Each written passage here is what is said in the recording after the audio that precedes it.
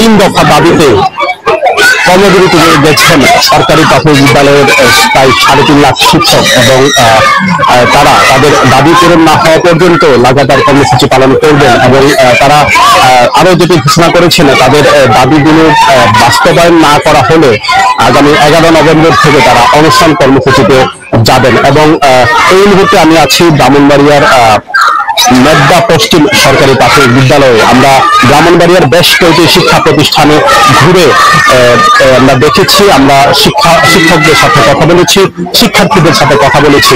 শিক্ষকরা আমাদেরকে যেটি জানিয়েছেন তাদের যে 3 দফা দাবি রয়েছে, তাদেরকে 10ম গ্রেডে উন্নীতকরণের দাবি, পাশাপাশি তাদের বেতন এবং পে স্কেল নিয়ে তাদের 3 দফা দাবি রয়েছে এবং সে সকল দাবি বাস্তবায়ন করার দাবিতে তারা সরকারের কাছে দীর্ঘদিন যাবৎ আবেদন জানিয়ে আসছেন। কিন্তু সরকারের পক্ষ থেকে এই বছরের 11 নভেম্বরের মধ্যে দাবি বাস্তব মেনে নেওয়ার আশ্বাস দেওয়া হলেও এখন পর্যন্ত সেই দাবিগুলো বাস্তবায়ন না করার কারণে তারা দ্বিতীয়বারের মতো এই কর্মসূচি পালন করছেন।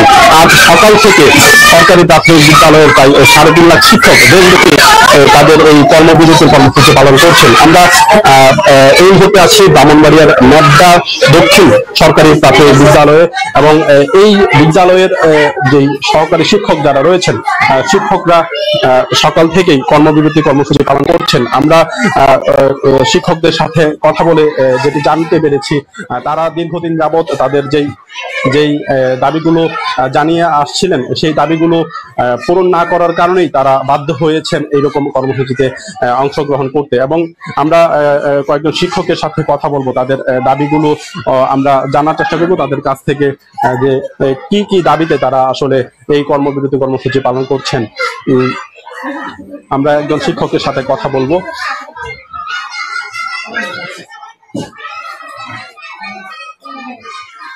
আচ্ছা, আপনাদের এই যে কি কি দাবিতে আপনারা এই আজকের এই কর্মবিরতি কর্মসূচি পালন করছেন?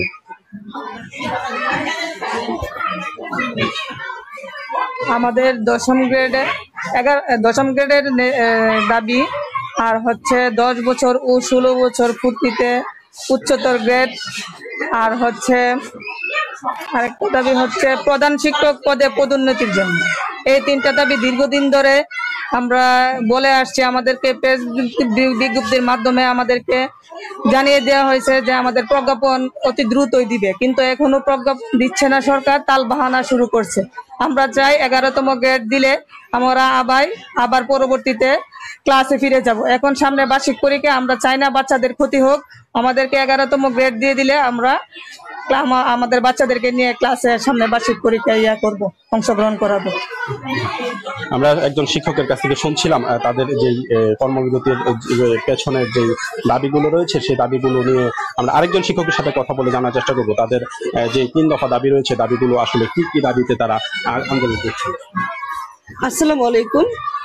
আসলে আমরা যে দাবিগুলো নিয়ে আন্দোলন করছি ইতিমধ্যে সারা বাংলাদেশের সকলে জানে, এবং গত 8 নভেম্বর যে ঘটনাটা ঘটছে ওখানে শতাধিক শিক্ষক আহত হয়েছে, এবং এই আহতের সুবাদে একজন শিক্ষক আমাদের বোন এই আহত অবস্থায় সে হসপিটালে কাতরাচ্ছিল আইসিইউতে, একটা পর্যায়ে উনি মৃত্যুবরণ করেছে।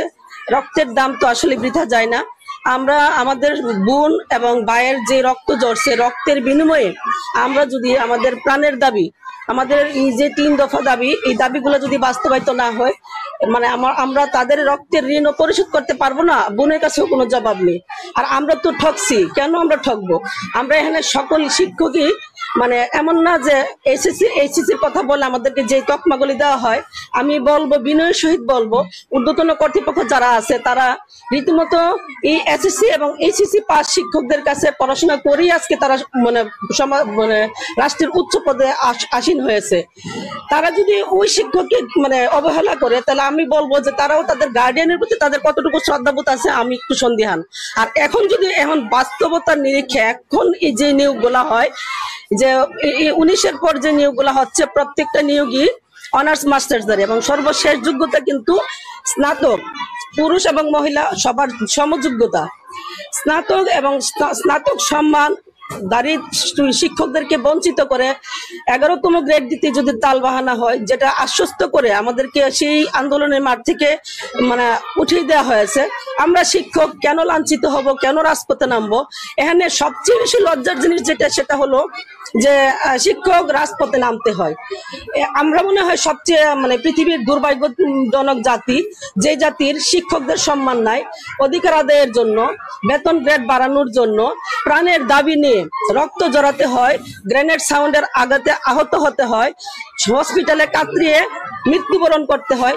এর চেয়ে চরম লজ্জা আমার মনে হয় আর অন্য বিশ্বের আর কোনো দেশে আছে কিনা সন্দেহ। সেই জায়গা থেকে দাঁড়িয়ে আমরা বলবো যে আমাদের শিক্ষকদের প্রাণের দাবি, 3 দফা দাবি বাস্তবায়ন করা হোক।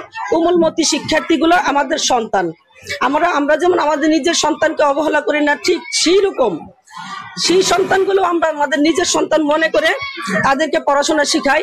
এখন এই মুহূর্তে বার্ষিক পরীক্ষা সমাগত, বৃত্তি পরীক্ষা সমাগত দরজায় করা নাড়ছে। আমরা চাই না আমাদের শিশুগুলা মানে সঠিক সময়ে পরীক্ষা না দিয়ে পরবর্তীতে পরীক্ষা দিয়ে বা তারা বঞ্চিত হোক।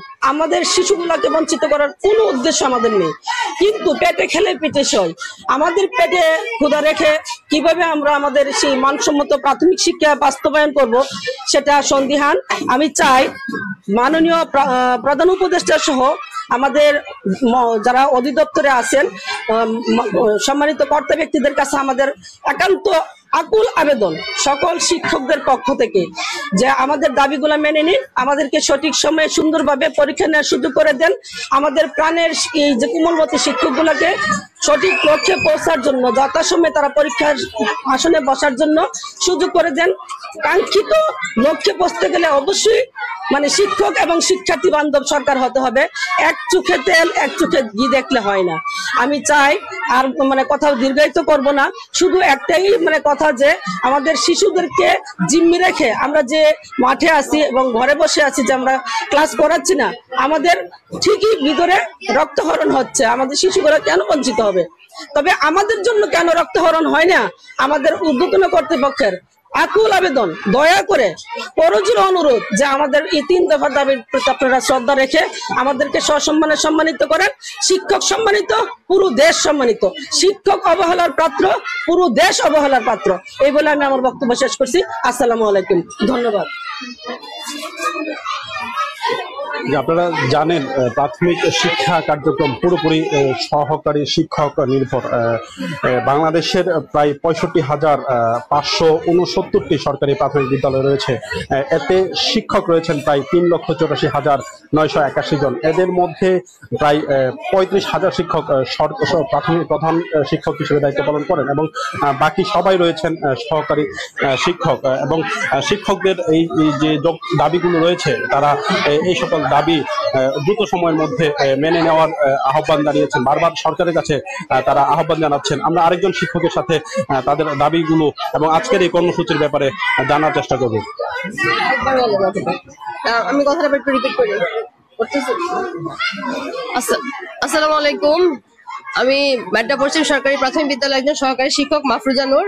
আমি আমাদের এই দাবির সঙ্গে সর্বাত্মক একাত্মতা ঘোষণা করছি।